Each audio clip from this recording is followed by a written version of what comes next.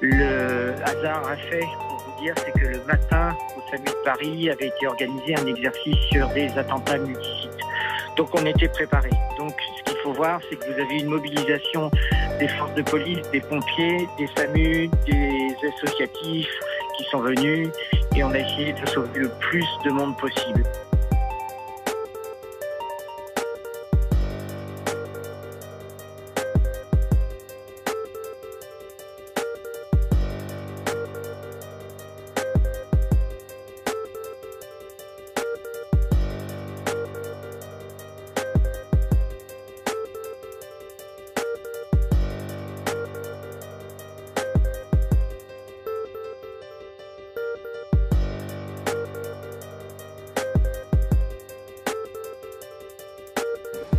Un mec, je saurais pas vous dire comment il était, je sais juste qu'il était pas petit, plutôt typé blanc, type européen, vraiment pas de distinction, pas de cagoule, rien.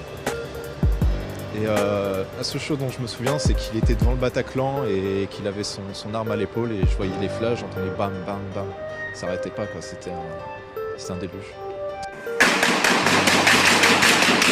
La France soutient notamment Al-Nosra, qui est une branche très proche d'Al-Qaïda, qui est proche de Daesh.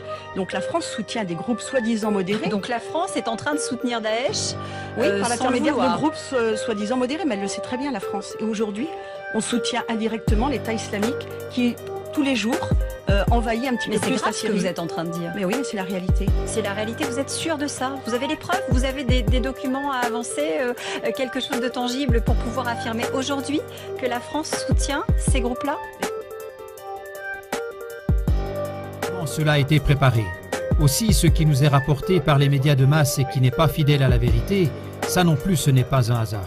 C'est pourquoi nous avons déjà entendu il y a 1 an ou il y a 6 mois que des combattants qui ont combattu en Syrie aux côtés d'Al-Qaïda, du front Al-Nusra et d'autres encore, allaient affluer pour ensuite probablement perpétrer des attentats terroristes selon leur ancienne manière de faire la guerre, des combats de rue, etc.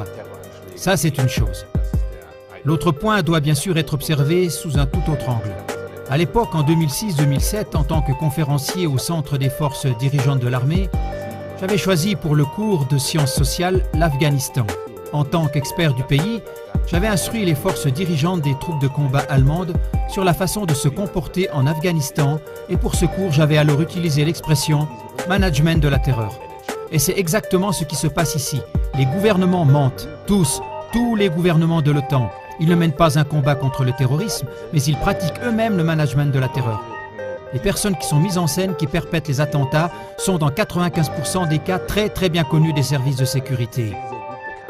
Alors tous ceux qui ont fait la surveillance jusqu'à maintenant devraient être virés, par exemple dans le cas de Paris, parce que visiblement ils n'ont pas eu beaucoup de succès avec leur surveillance.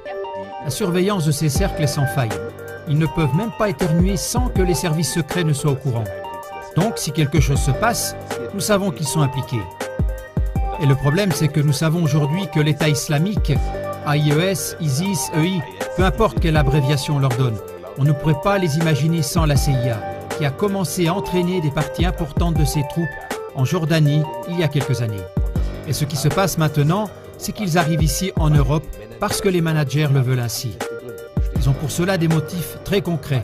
Nous nous trouvons devant un crash financier et nous avons d'énormes problèmes de politique intérieure, de politique monétaire, de politique financière, de politique économique et nous ne voudrions pas que la population se défoule sur le gouvernement comme celui-ci le mériterait.